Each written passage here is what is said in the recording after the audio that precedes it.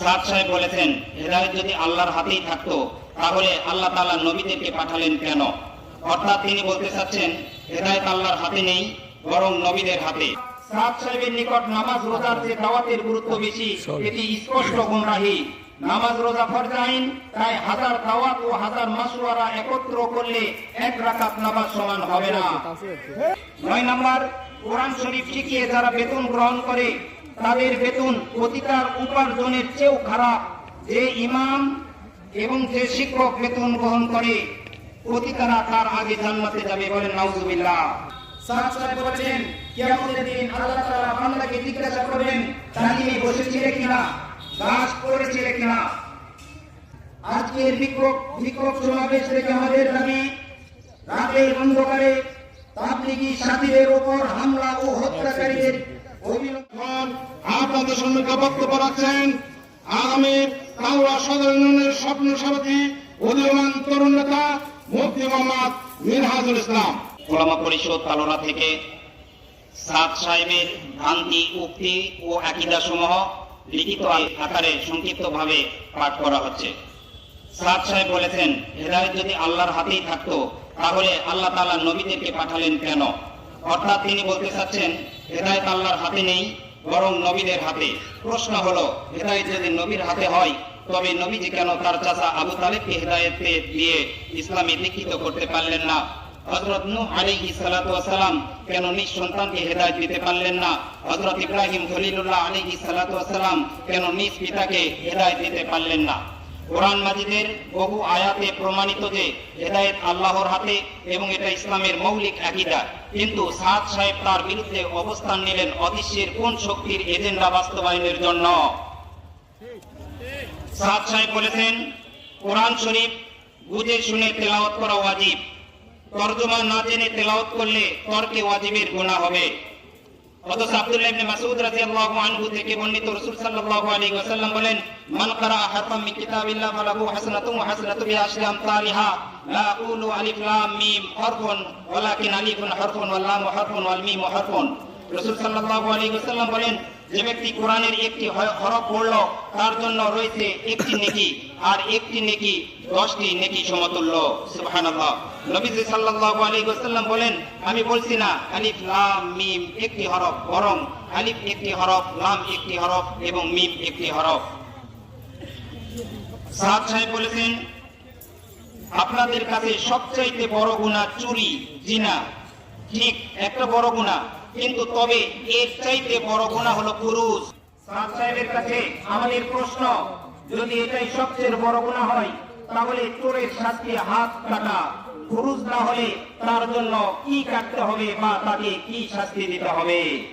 সাদ সাহেব বলতে চান যে তাবলীগের জন্য ফুরুজ না হলে ব্যভিচারী চোরার চাইতে সে বড় নিকৃষ্ট অপরাধী। নাউজুবিল্লাহ। সাদ সাহেব বলেছেন, তাবলীগের এই কাজে নামাজ থেকে মাসওয়ারা গুরুত্ব বেশি। এটা একটি নতুন মতবাদ। সাদ সাহেবের নিকট নামাজ রোজার যে দাওয়াতের গুরুত্ব বেশি, এটি স্পষ্ট গুমরাহি। নামাজ রোজা ফরজ আইন, তাই হাজার দাওয়াত ও হাজার মাসওয়ারা একত্র করলে এক রাকাত নামাজ সমান হবে না। সাদ সাহেবের গুমরাহি মন্তব্য, তওবা কবুলের 3টি শর্ত মানুষ জানে, কিন্তু 4র্থ শর্ত আল্লাহর রাস্তায় বের হওয়া, এটা মানুষ ভুলে গিয়েছে।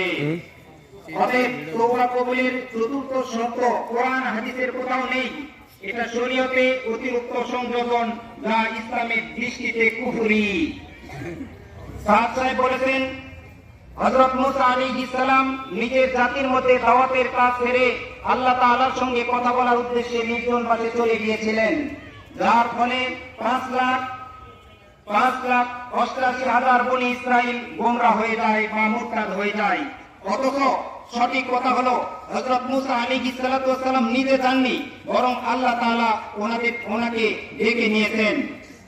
সাদ সাহেব বলেছেন, মুসা আলাইহিস সালাম কর্তৃক হারুন আলাইহিস সালামকে নিজের স্থলাভিষিক্ত বানানো অনুচিতের কাজ হয়েছে, কিন্তু আল্লাহ তাআলা মুসা আলাইহিস সালাতু ওয়াস সালামের স্থলাভিষিক্ত হারুন আলাইহিস সালাতু ওয়াস সালাম করাকে পছন্দ করেছেন। আল্লাহ তাআলা যেটা পছন্দ করেছেন, সাদ সাহেব সেটা পছন্দ করেনি। যারা সাদপন্থী তাদের কাছে আমাদের প্রশ্ন, আল্লাহর পছন্দ আপনি পছন্দ করবেন নাকি আপনার নেতাকে? সাদ সাহেব বলেছেন তাবলীগের 6 নম্বর পরিপূর্ণ দিন, কিন্তু তাবলীগের ইতিহাসে 80 বছরে এমন মন্তব্য, এমন ভ্রান্ত মন্তব্য কেউ কখনো করেনি যা সাদ সাহেব করেছে। 9 নম্বর, কোরআন শরীফ শিখিয়ে যারা বেতন গ্রহণ করে তাদের বেতন প্রতিটার উপার্জনের চেয়েও খারাপ। যে ইমাম এবং যে শিক্ষক বেতন গ্রহণ করে প্রতিটারা তার আগে জান্নাতে যাবে, বলেন নাউজুবিল্লাহ। এতটুকু বলবো, ইসলাম ধর্ম কি এতটাই নিকৃষ্ট যে যেসব ওলামাদের মাধ্যমে এই দিন সংরক্ষিত, তাদের জীবনের উপার্জন পেশার উপার্জনের চেয়ে খারাপ? তারপরে হাজার বছর থেকে পৃথিবীর লক্ষ লক্ষ ওলামা ইমামগণ সাদ সাহেবের মধ্যে হারাম করছিলেন? নাউজুবিল্লাহ। সাদ সাহেব ভক্তরা কি বেতনদারি ইমামের পিছনে নামাজ পড়া ছেড়ে দিয়েছেন? সাদ সাহেব বলেছেন নিজামুদ্দিন থেকে বিচ্ছিন্ন হয়ে সে ধর্মত্যাগে তার গুনাহ হবে, কেননা সাহাবায়ে কিরাম ইসলাম গ্রহণের পর মদিনার বাইরে যেতেন না। ওনার এই কথা সাহাবায়ে কিরামদের উপর এক মিথ্যা অপবাদ লাগানো, কেননা সাহাবায়ে কিরাম ইসলাম ধর্ম গ্রহণের পরে তারা নিজ ঘরে ফিরে গিয়েছেন। ক্যামেরাওয়ালা মোবাইল রাখা হারাম। সাদ সাহেব বলেছেন পকেটে ক্যামেরাওয়ালা মোবাইল রেখে নামাজ হবে না। যারা ক্যামেরাওয়ালা মোবাইল পকেটে রেখে বলে নামাজ আদায় হবে তারা ওলামা ইসু, তারা গাধা, বলেন নাউজুবিল্লাহ। তার এই কথা ফুকায়ে কেরাম আইম্মায়ে মুজতাহিদিনের বরখেলা। তার এই উক্তি হাজার মুসল্লির নামাজ নষ্ট হওয়ার কারণ। অথচ তিনি নিজেই, তার অনুসারীরা ক্যামেরাওয়ালা মোবাইল, ছবিযুক্ত ডলার, পাউন্ড, টাকা পকেটে রেখে নামাজ আদায় করছে বর্তমানেও।